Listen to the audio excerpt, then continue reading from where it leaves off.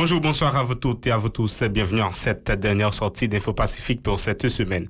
À la une de l'actualité, des résidents du Bel-Air confirment la mort de plus d'une dizaine d'entre eux à la suite de l'attaque attribuée au G9 et alliés au début du mois d'avril. Par ailleurs, ces riverains reprochent à la police d'avoir laissé le champ libre aux bandes armées qui ne cessent de les terroriser. Des agents du CIMO dispersent à coups de gaz lacrymogène une manif des proches de l'ex-policier Abelson Goneg dans la capitale pour réclamer sa libération. Des footballeuses à mobilité réduite se mobilisent pour combattre la violence sexuelle dont elles sont victimes dans le secteur. Elles ont lancé le 9 avril le projet baptisé Propre. Les étudiants finissant de l'école de droit et des sciences économiques des Gonaïves-Tseg sont invités à s'inscrire à Port-au-Prince en vue de la soutenance de leur mémoire, informe le rectorat de l'Université d'État. Et à l'étranger, en Grèce, assassinat cet après-midi du journaliste Giorgos Karaïvas, l'un des célèbres journalistes spécialistes des faits divers.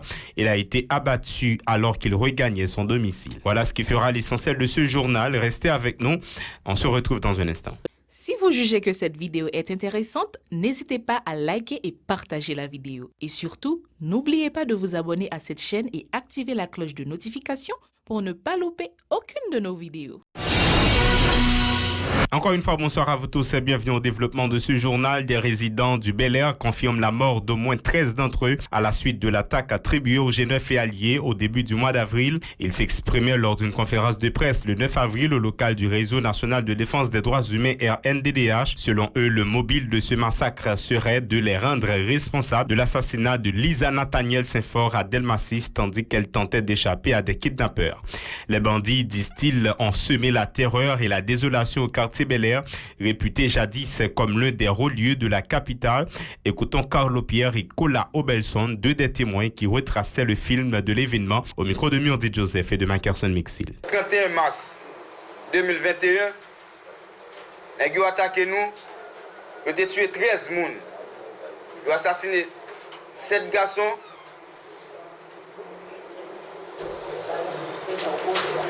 6 femmes. Dernière attaque nous jouons là, nous son tentative kidnapping yo t'a fait son jeune fille qui c'est Lisa Nathanael Saint-Fort. Dans rue Saint-Martin, plus précisément devant l'asile communal. C'est par la suite kidnapping nous t'a fait, les demoiselles là ont balle tiré sur lui, la PC sauvé pour lui. Drôle de coïncidence il mourit. Pendant que il mourit, par la suite, lorsque l'information a été recueillie, ils ont apprendre que c'est Simon qui levait Bokaï Barbecue. Plus précisément, c'est papa qui a fermé Barbecue Kai même. Les barbecues viennent entendre que l'action s'est faite. Ils entendent ces mêmes gangs, les mêmes amis, les mêmes équipes qui fait action. Les mêmes qui veulent la action sur deux Bel-Air. Nous avons envahi Bel-Air 1er avril, aux environs de 4h30 pendant 5h. Donc parmi nous, ça a ouvert par contre, non. Yon par contre l'autre, bien souvent gagne que maillot blanc, gagne que maillot noir, gagne que maillot rouge, gagne maillot rouge. Chaque base yo habillé en gens pour que base ça est identifié avec qui base liée. Les a monté, gagne devant, gagne derrière. Moi-même qui parle avant là qui choisit par tout comme nom c'est Carlo Pierre. Nous m'habite dans rue Monserguio. Les nègres montent dans le HVC. Le premier monde qui va aller c'est moi-même. Par ailleurs, ces résidents condamnent la passivité et le silence de la police nationale sur cette attaque. Pour eux, les agents de l'ordre avaient laissé le champ libre aux bandes armées qui ne cessent de les terroriser. Ils déclarent qu'ils ne vont pas baisser les bras dans la lutte pour le respect de leurs droits dans la société, déplorant le fait que les habitants du Bel-Air soient contraints de se réfugier dans plusieurs endroits de l'aire métropolitaine de Port-au-Prince pour échapper à la colère des bandits armés. Ils en ont profité pour condamner la situation de violence qui s'installe dans le pays, indiquant que l'environnement est complètement défavorable à la tenue d'élections suivantes. Oui, il faut le référendum, il faut pour faire l'élection, il faut les zones, il faut tout bloc, il nous ne pouvons pas banner ça au Bel-Air, et nous déterminer, nous boumer. Et j'aime si mon bel tout, c'est pas les piments tombés dans nous, tout le pays de ça tout. C'est pour nous lever quand même gourmet quand tu veux passer. Nous va étonner des bandits, des crimes qu'a fait là. Et pas qui bandit, pas nek chef bandit, nek qui côté intellectuel c'est li pour nous gourmet contre yo. Il y a n'a dit Jovenel Moïse c'est bien compté, mal calculé. Question élection là il pas capable faire. Nous connaissons Bel-Air son zone électorale. C'est ça que nous avons besoin de planter bandits pour que là fait élection pour qu'il contrôle Bel Air. Nous disons non, ça pas fait, ça pas jamais qu'a fait. Nous pas marcher dans l'autre bandit, nous pas marcher sur l'autre G9, nous pas marcher sur l'autre All Black, nous demander arrestation tout criminel ça mais nous connaissons après on l'autre pouvoir venir dans la justice nous. Des agents spécialisés affectés au corps d'intervention et de maintien d'ordre CIMO ont éparpillé à coup de gaz lacrymogène une marche organisée par des proches de l'ex-policier Abelson Gonègre le 9 avril dans la capitale pour exiger sa libération. Une manif démarrée au quartier de Carrefourfeuille. Les protestataires avaient en main des banderoles et des pancartes à travers lesquelles ils réclamaient justice pour l'ex-agent accusé d'être de connivence avec les fantômes 609. Ils ont parcouru plusieurs rues et ont fait une escale sur la place de la Constitution au Champ de Mars. Ensuite, ils ont pris la direction de l'avenue John Brown. Devant les locaux de l'établissement scolaire Sainte-Rose de Lima, les agents du CIMO ont brutalement éparpillé les manifestants. Un jeune homme était tombé en syncope après avoir inhalé du gaz lacrymogène. La sœur d'Abelson Gonègre et d'autres manifestants ont dénoncé la réaction des anciens frères d'armes du détenu incriminé par le recommandement de la police nationale.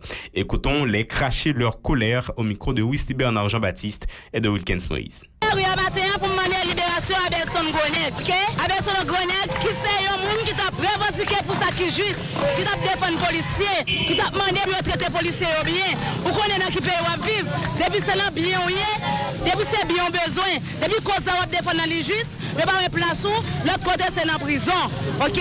Ça veut dire moi-même, moi venir là, me prendre béton pour demander libération à Abelson Gonègre sans condition. Que la police jeunesse et allié famille, c'est All Black, je dis à nous voyons tirer sur bas du flanc. Nous voyons gaz, et nous gaz là qui disposé avec gaz. Puis nous je dis nous comprenons dans quelle dimension répression systématique Jovenel Moïse là à toute l'heure sur la fait le diable. Il va plus ça personne pour la gaz. Il manque mourir. Nous demandons c'est libération. Nous demandons c'est justice nous. Nous demandons justice pour Abelson Gonègre. Regardez pour machine backup. Simon Sao, c'est pas qu'être kidnappé, c'est parce qu'Abelson Gonègre pas habitué à participer à un kidnapping ensemble avec eux qui cause ou capable plus loin. Il a fait répression sous peuple. L'activiste politique Luc Ernest Télémac rejette toute idée de négociation avec l'équipe au pouvoir en vue de trouver des pistes de solution à la crise. Le militant croit toujours dur comme fer que le mandat du président Jovenel Moïse est arrivé à terme depuis le 7 février dernier. Lors d'une rencontre avec la presse le 9 avril, Luc Ernest Télémac reproche à des membres du secteur privé des affaires de soutenir M. Moïse. Ces déclarations micro de Gérard Ishrézil et de Wilkins Moïse. Plateforme décision a présenté devant la presse parlée écrite et télévisée et en ligne pour dire population haïtienne ensemble secteur dans la vie nationale là, ensemble partis politiques dialogue pas possible avec Jovenel Moïse. Depuis après 7 février 2021, Jovenel Moïse c'est un simple citoyen qui n'a aucun moyen ni force politique pour entamer un véritable dialogue en dedans pays. Depuis après 7 février 2021, Jovenel Moïse c'est un simple citoyen qui n'a aucun moyen ni force politique pour entamer un véritable dialogue en dedans pays. Tout le monde qui a fait politique connaît c'est secteur privé avec international là qui kembe Jovenel Moïse sous pouvoir toujours. Dialogue est possible si Jovenel Moïse était président parce qu'il était capable de mettre mandat sous table là. Journée jodi à Jovenel Moïse pas rien en main qui pour déclencher un véritable dialogue.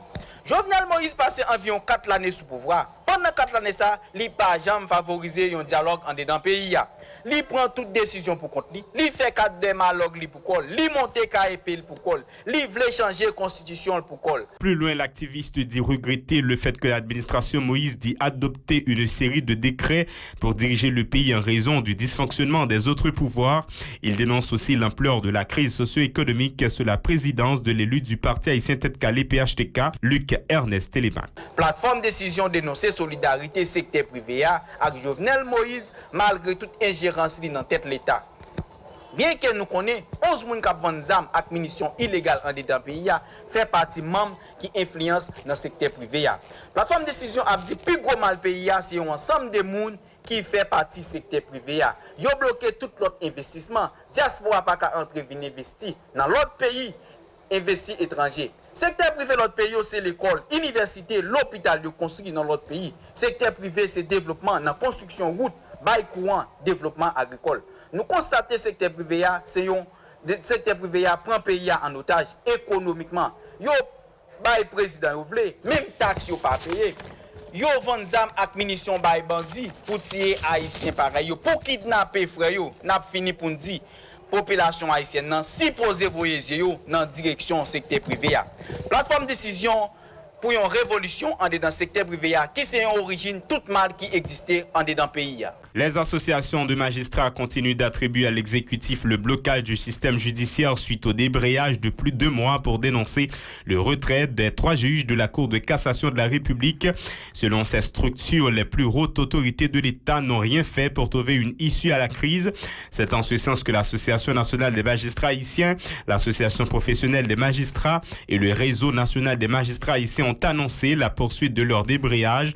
Elles exhortent l'exécutif à surseoir à l'arrêté renvoyant à la retraite les 3 juges de la Cour de cassation et celui relatif à leur remplacement par 3 autres magistrats. Les grévistes exigent aussi la réintégration du greffier Christophe L'Espérance, mise en disponibilité sans solde, ce qui constitue une violation de la loi, ont amputé les membres de la Bazoche. Le rectorat de l'Université d'État annonce le démarrage des inscriptions pour les étudiants finissant de l'école de droit et des sciences économiques des Gonaïves-Eutseg en vue de la soutenance de leur mémoire. Les intéressés sont invités à se présenter au local de master des sciences infirmières situé à Crissois au numéro 32 à la rue Norguès. Une décision prise par le rectorat de concert avec la commission de restructuration de l'Eutseg. Depuis le 6 mars, les inscriptions ont débuté pour les activités de soutenance de mémoire à Port-au-Prince, fait savoir le rectorat, indiquant qu'il est contraint d'inviter les étudiants de l'Eutseg à venir remplir cette formalité dans la capitale. Des menaces proférées par certains individus à l'encontre des responsables des locaux prévus à cet effet au Gonaïves sont à l'origine de cette décision, a expliqué le rectorat de l'UEH dans un communiqué. Des footballeuses à mobilité réduite se mobilisent pour combattre la violence sexuelle dont elles sont victimes dans le secteur. Elles ont lancé le 9 avril le projet baptisé Propre. Propre, c'est aussi nous projet qui signifie projet de plaidoyer, de sensibilisation contre la violence, l'exploitation, les abus sexuels et les harcèlements faits aux femmes handicapées en milieu sportif. Cible nous, c'est femmes handicapées athlètes, ministère jeunesse et sport et médias. Nous projet ça concerne les mesdames surtout dans la question de formation, médias dans la question de sensibilisation. Et puis, ministère jeunesse et sport, dans la question plaidoyer. Nous allons regarder, est-ce que le ministère a une politique en matière de gestion de... Est-ce que le ministère a une politique en matière d'exploitation, d'abus, harcèlement sexuel qu'a fait sous femmes dans le milieu sportif? Étant une institution régulatrice dans l'État, qui provisionne au fait pour anticiper sous genre de bagages. Donc, pour les médias, nous avons pour réaliser un atelier très restreint avec un groupe de 20 journalistes sous disponibilité journalistique, sous articles 6 et 16, Convention relative aux droits des personnes handicapées. Après l'atelier, les journalistes vont former 2 groupes de 10 chaque pour remettre nous un spot qui va dépasser 45 secondes, qui va continuer à rouler dans tous les médias pour continuer à faire promotion contre violence, abus et harcèlement sexuel.